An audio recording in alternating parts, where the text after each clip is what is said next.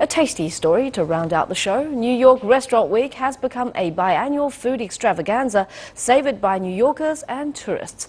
The 24-year-old event has expanded to a record 371 restaurants this year, and cities around the world are imitating the program to try and replicate its success. The eats are delicious, but has New York Restaurant Week become too big for its own good? CCTV's Tracy Tandon reports from Manhattan.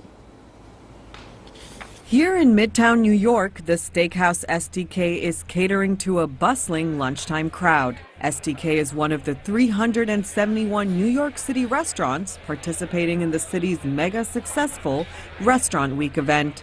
Jonathan Siegel is the CEO of One Group, a publicly listed company that owns and operates STK restaurants around the world.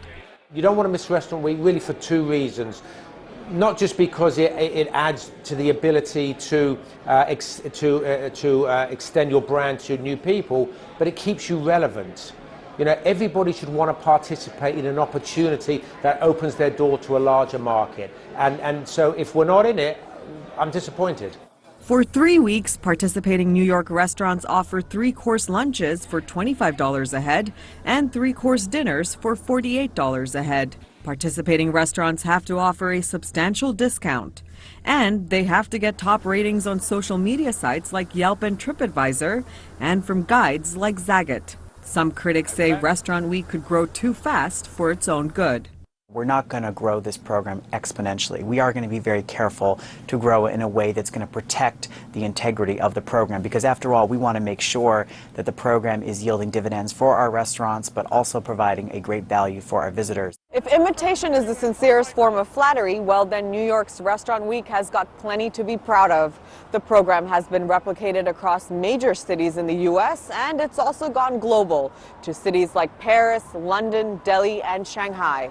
People typically come to a destination for sightseeing, they come for shopping, but they also are now coming for dining. And food is a huge motivator of travel.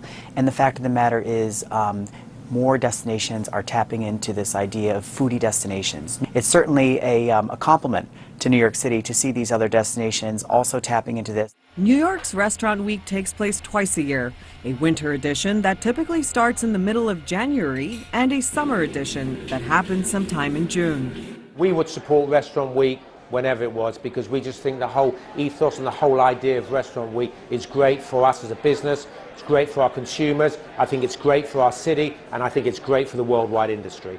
The event's continued growth shows New Yorkers and tourists alike are still eager to take a bargain price bite out of the Big Apple's culinary scene. Tracy Tandon, CCTV, New York.